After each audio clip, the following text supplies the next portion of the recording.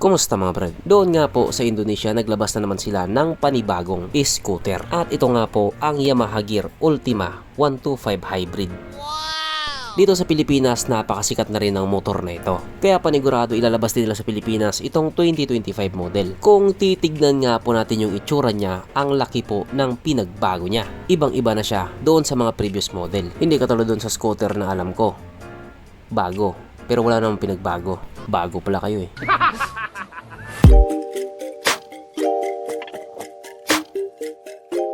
Pero syempre bago tayo magpatuloy, kung bago ka pa lamang napadpad dito sa aking walang kwentang channel, huwag ka na mag-subscribe. So yun na nga, doon nga po sa Indonesia nilabas na nila ang pinaka-latest na model ng Yamaha Gear, ang kanilang Yamaha Gear Ultima 125 Hybrid. As expected at as usual, marami na namang negatibong komento. Ang pangit daw kasi nito, nagmukha na daw motor ni Rosie. Imbis na pa-upgrade, pa-downgrade. Yun nga po ang komento ng mga taong hindi bibilhan ng mama nila.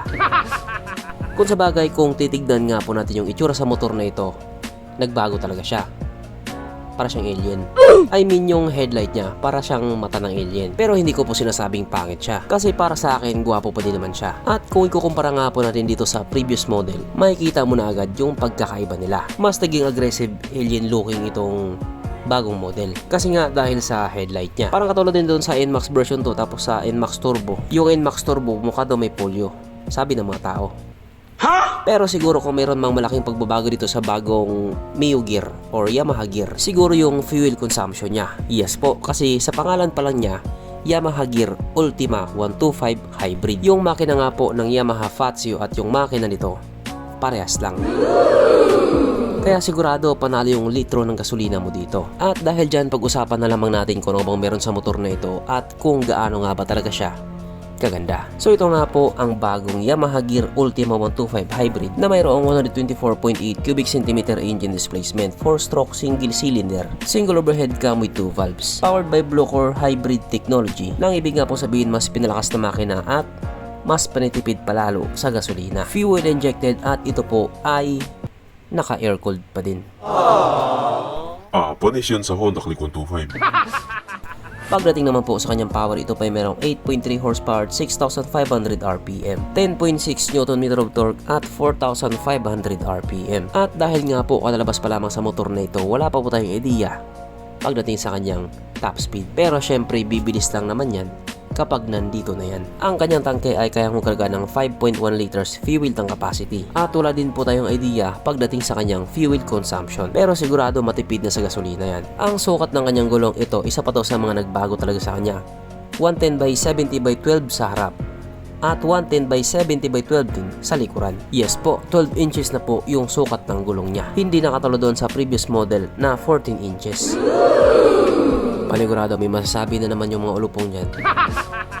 Pagdating naman po sa kanyang braking system, ito po ay naka-disc brake sa harap at drum brake pa din po sa likuran. At wala nga din po itong ABS. Pero okay lang naman yun, wala naman pong problema doon kasi 125cc lang naman siya. Basta marunong ka lang magtimpla, hindi ka na madidiskrasya. Ang kanyang seat height ay may taas na 750mm at 135mm naman ang kanyang ground clearance. At ang motor nga po na ito ay may kabuuang bigat na 95 kilograms na para nga po sa isang 125cc na scooter, medyo magaan siya. Mapunta naman po tayo sa iba pa niyang mga features. So ang ilaw nga po sa motor na ito, naka-LED na po pero bald type pa rin yung kanyang mga signal lights. Speaking of ilaw, katulad nga po sa sinabi ko kanina, yung headlight niya para siyang mata ng alien. Ibang-iba na nga po kung ikukumpara doon sa previous model. Pero syempre hanggat hindi lumalapag sa Pilipinas yan, hindi mo pa talaga ma-appreciate yan. Lalo na kapag hindi ka binila ng mama mo, hindi mo talaga ma-appreciate yan.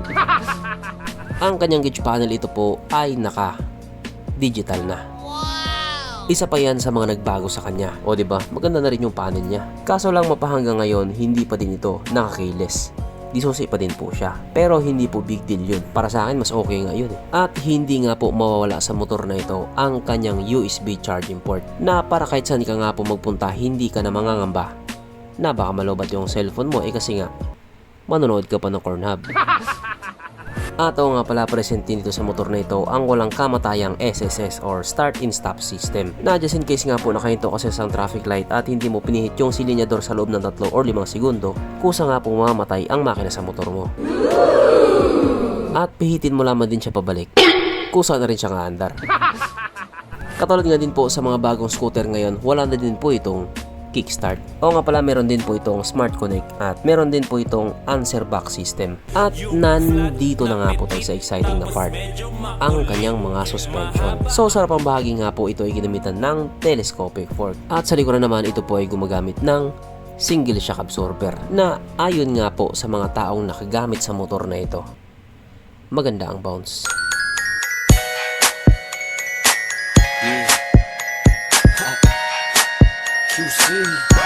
Siyempre, meron pang isa.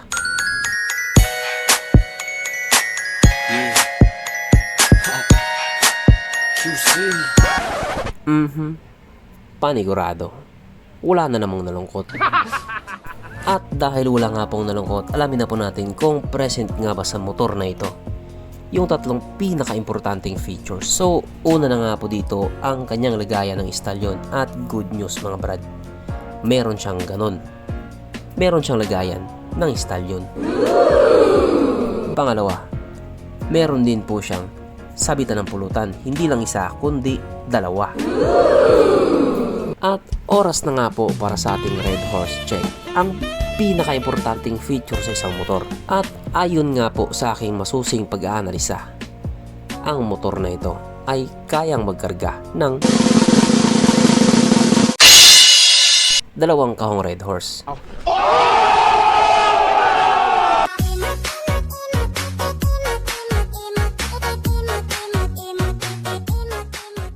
So therefore, ang motor na ito ay talagang highly recommended. So bali, ang motor nga po na ito doon sa Indonesia ay meron pong dalawang variant, ang Hybrid S at ang Hybrid. At ang presyo nga po nitong Hybrid S, which is na siya nga po yung mataas, ay nagkakahalaga ng 21,500,000 Indonesian rupiah. Na kung i-convert nga po natin into Philippine peso, ito po ay papatak ng 75,000 pesos. Samantalang yung hybrid naman ay may presyo 19,990,000 Indonesian rupiah. Na kung i-convert nga po natin into Philippine peso, ito po ay papatak ng 70,000 pesos. So kung kumpara nga po natin sa mga presyo dito sa Pilipinas sa mga current na Muger na nagkakahalaga nga po ng 80,000 plus, masasabi natin na mas mura talaga yung mga motor sa Indonesia. Kung sa bagay, nandun mismo yung production tapos doon din sila magbibenta, kaya siguro mas mura. Tsaka wala din yata ang kamuting ahente doon sa kanila. At para nga po doon sa mga nagtatanong kung ilalabas ba ito sa Pilipinas, well, wala pa namang sinabi yung mga pinagkakatiwalaang sources ko, pero panigurado ilalabas talaga yan. Siguro magantay lang tayo ng ilang buwan para na rin magkaalaman kung pangit pa talaga yan. So hanggang dito na lang muna mga brad. Kung may gusto ko sabihin or gustong idagdag doon sa mga sinabi ko, mag-comment ka na lang sa baba. Okay, bye.